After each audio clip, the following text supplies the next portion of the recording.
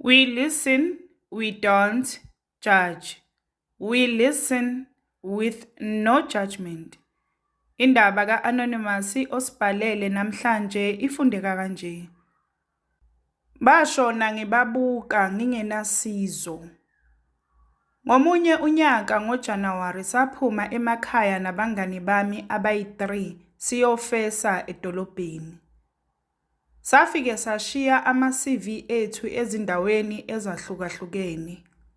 Basithembisa ukuthi uma kukhona okuvelayo bazosithinta. Saba nethemba-ke ukuthi sizowuthola umsebenzi sagoduka sabuyela emakhaya.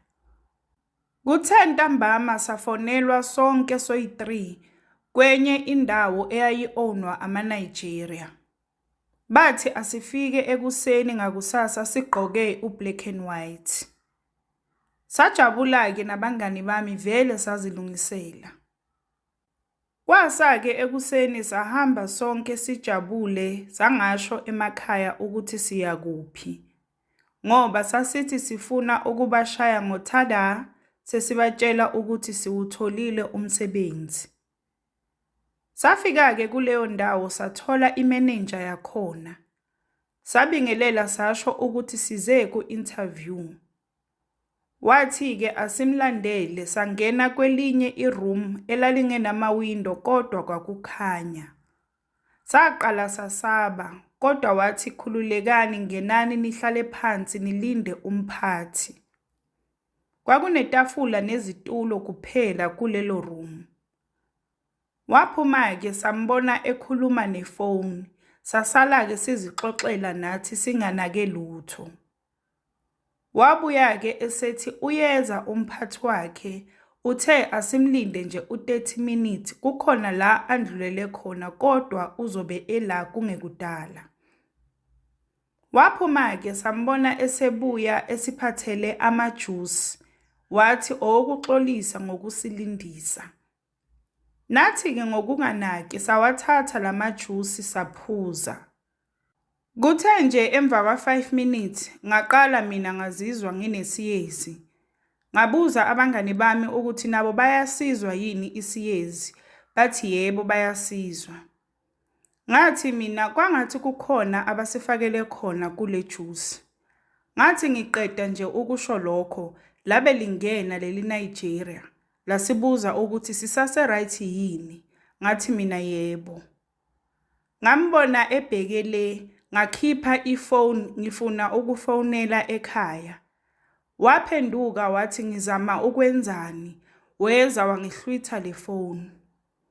Ngavele ngafikelwa ubuthongo obunzima. Ngazama ukuziqinisa kodwa ngathi ngibuka abangani bami sebavele balele etafuleni. Ngabona ukuthi la kusishubele ngempela. Angazi-ke nami ukuthi ngazumeka kanjani. Kodwa nje saphaphama sisemotweni evalekile. Sasibaningi angazi noma sasiko-10 kanje amantombazane kuphela. Kwakuphaphame mina nabangani bami kuphela. La abanye esingabazi babesalele phansi ngathi badakiwe. Sabuzana ukuthi sisiwaphi vele ngoba sisemotweni ehambayo. Lapho siboshiwe izandla nezinyawo. Sazama ukuziqaqa ngemilomo sahluleka bebeziqinisile lezi ntambo. Yaqhubeka imoto yahamba kwaze kwavuka nalaba abanye. Sabingelelana-ke ngababuza ukuthi bona bafike kanjani kulesimo. Basho-ke nabo istory esifana nesethu ukuthi bebaye ku-interview balindiswa bathelelwa ijuice. Sabona-ke sonke ukuthi sikwenkulu inkinga la.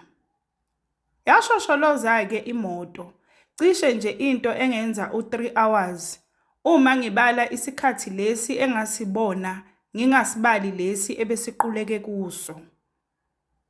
Sezwa imoto ima. Kwavuleka izicapha behla labantu abashayelayo.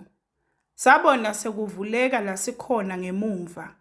Besikhanyisa ngamathoshi amakhulu awu2. Bese kumnyama vele ngaphandle. Masithi siyabheka LamaNigeria akusiwo lawa bewasibize ku-interview, sekungamanye lawa.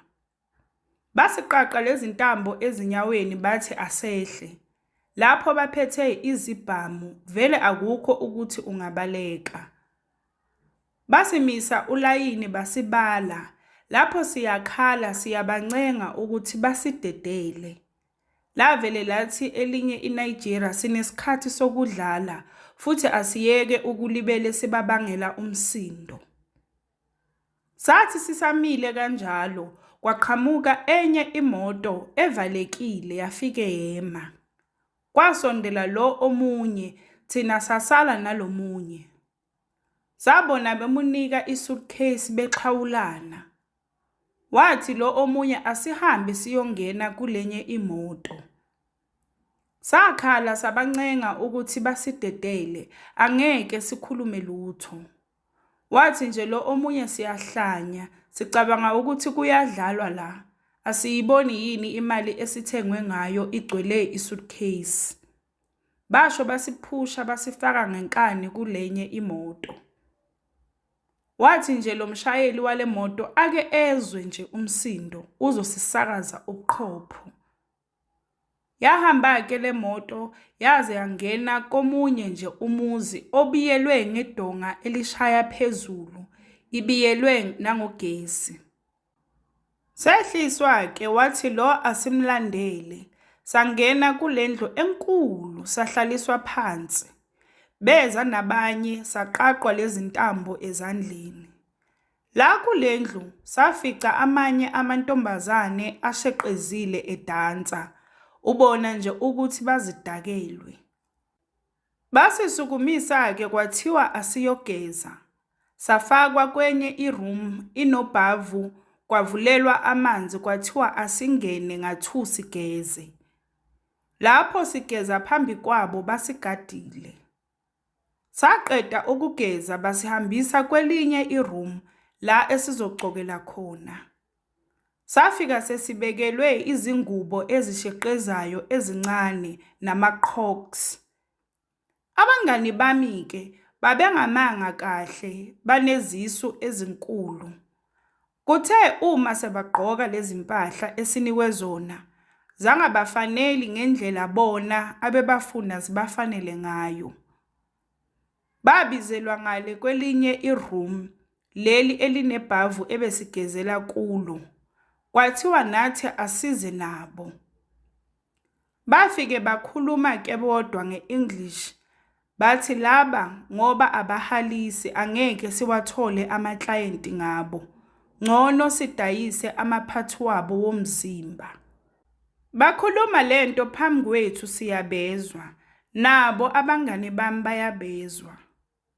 Sakhala sabaxolisela nabo baxolisa into abangayazi. Bathi nje hey nina senza ibhizinisi la. Basho beqala ngalomunye bamnquma ikhanda kwasaphaka igazi lagcwala indlu yonke. Nalomunye ke waxolisa ecela ukuthi bangambulali uzokwenza nanoma yini. Bathi nje ayikho into ongasenzela yona. Awusiyiyo lento edingwa ngama-client ethu. Naye ke bamjuba ikhanda sibuka.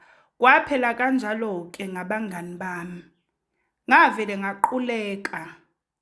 Ngathelwa ngamanzi, ngavuka kwathiwa angigeze ngiqede ngiyogqoka ngiyosebenza. Abanasikhathi sokudlala la. Emva kokubona ke into abayenze abangani bami, sasesenza yonke into abayishoyo ngoba phela sibonile ukuthi bayabulala labantu abadlali. Sasilala nayo yonke inhlobo yendoda ke kulendlu. Sibhenyiswa nezidakamizwa, siphuziswa notshwala. Iclient nje mayingafuni ikhondom awunalo ilungelo lokunqaba. Yayibhizi ke futhi indawo yakhona ngoba kwakwenzeka ulale namadoda angaphezulu kuka-10 ngosuku. Kwathi nje emva kwamasonto cishe amabili ngakhethwa elinye iNigeria. Masifika eRomini langibuza ukuthi ngiyayithanda yini lento engiyenzayo.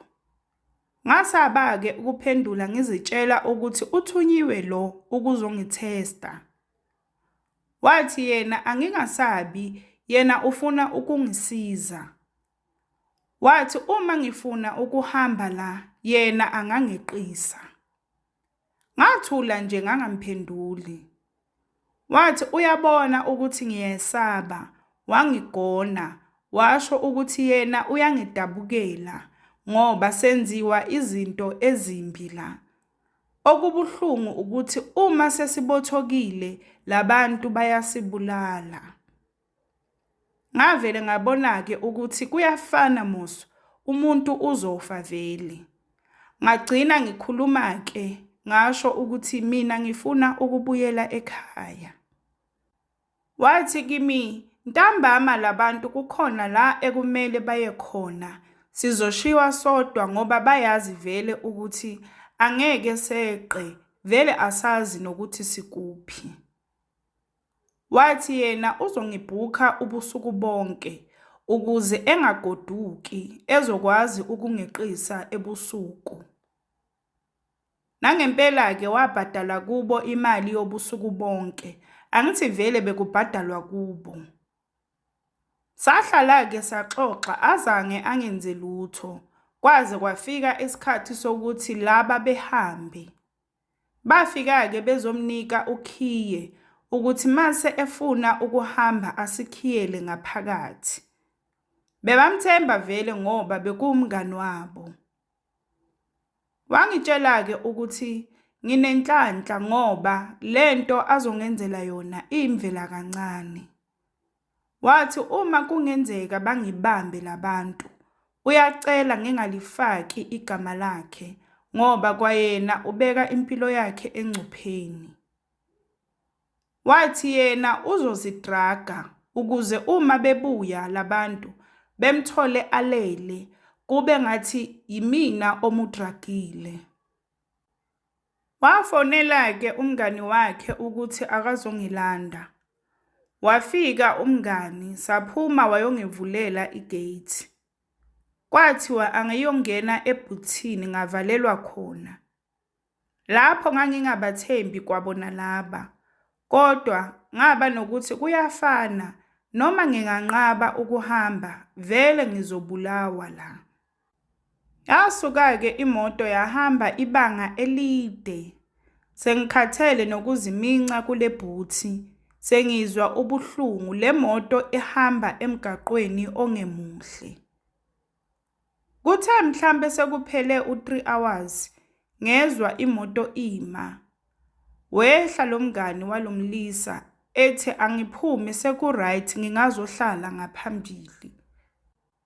Ngehle-ke lapho ngisheqezile, izule futhi imoto ihambe eside isikhathi.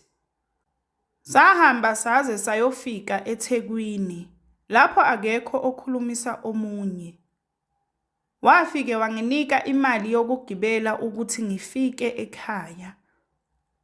Nangempela-ke ngafika ekhaya, bamangala ukuthi ngibuyaphi, sebangibheke kwaze kwavulwa necala lokuthi ngilahlekile.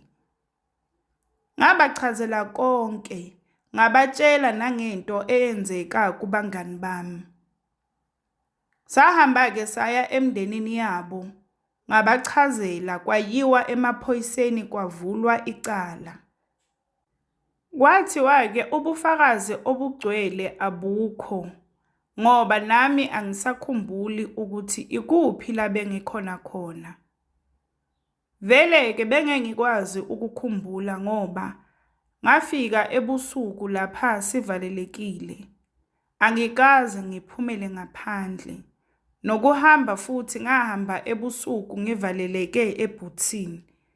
Ngaloko-ke bengingeke ngikwazi ukuphinde ngiyokhomba lapha. Laphela kanjalo-ke icala, awakaze aboshwe lamaNigeria.